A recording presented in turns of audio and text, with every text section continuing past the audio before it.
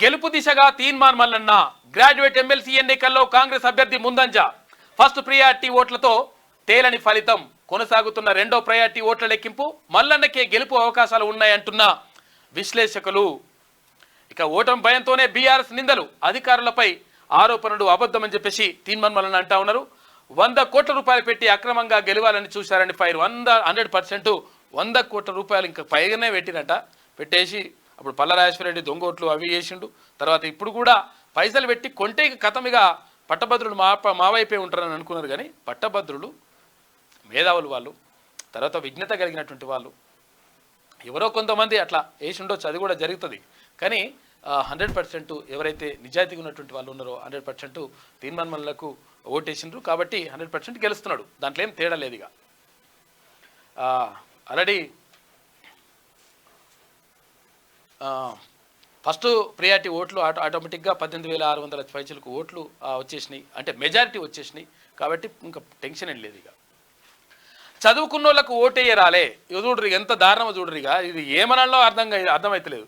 Graduate బైపోల్లో 25,877 ఓట్లు చెల్లలేదు. చూసుకోరు ఇక కథ ఎట్లున్నదో. ఏది డిగ్రీ చదువుకున్న వాళ్ళు 15వ తరగతి దాకా చదువుకున్న వాళ్ళకు 15వ తరగతి దాకా చదువుకొని 3 ఏళ్ళు ఖాళీ అట్లున్న వాళ్ళకు ఓటేయరాలి అని చెప్పేసి అంటున్నారు.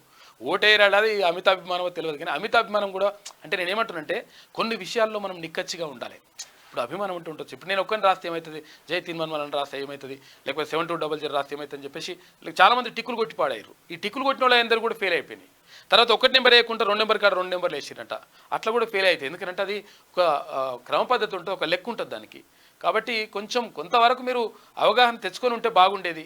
ఈ 25,877 ఓట్లు, దీంట్లో దాదాపు 24-25,000 ఓట్లు తీన్మార్ మల్లన్నకే అక్కడనే వేసిన ప్రధాన క్రమంలో వేసిన ఓట్లే ఇవన్నీ కూడా.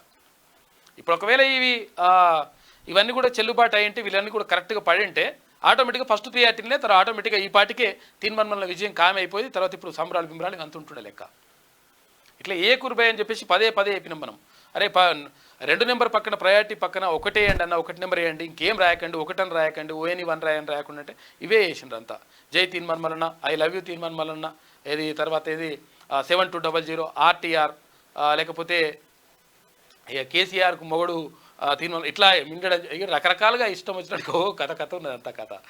మీరు రాసిన అంటే నేను ఏమంటానంటే మీ అభిమానాన్ని బయట రాయాలి, కానీ ఇట్లా ఓట్ల మీద రాయొద్దన్నా. మీ ఓటు వేస్ట్ అయిపోయింది కదా, అది కరెక్ట్ కాదు. ఆడవాళ్ళు రాసినా మగవాళ్ళు రాసినా తెలియదు, కానీ ఎవరు రాసినా కానీ అది చెల్లుబాటు కాదు కదా. దాంతో ఇప్పుడు బాగా ఇదంతా ఉంది. 100% అట్లా ఏం ప్రాబ్లం ఏం లేదు, టెన్షన్ లేదు, క్లియర్గా చెప్తా ఉన్నాం మనం. లేకపోతే ఇప్పటికీ ఆగమానం చేస్తుండే, ఏది కాక్ వస్తుండే, తర్వాత కేటీఆర్ వస్తుండే, అందరూ వచ్చేసి చూసిరా పట్టభద్రులు విఘ్నులు కాబట్టి మమ్మల్ని గెలిపించేసిండ్రు, ఇప్పుడు మీరు అంటే తప్పు చేసిండ్రు అని చెప్పేసి ఇప్పటికే కేటీఆర్ అన్నాడుగా. ఏది ప్రభుత్వానికి అధికారాన్ని తీసుకొచ్చి తప్పు చేసిన అన్నారు కదా. అది ఇంకా డైలాగులు కొడుతుండే. ఆ డైలాగులు కొట్టకుండా బంద్ చేస్తట ఇది మంచి కథ.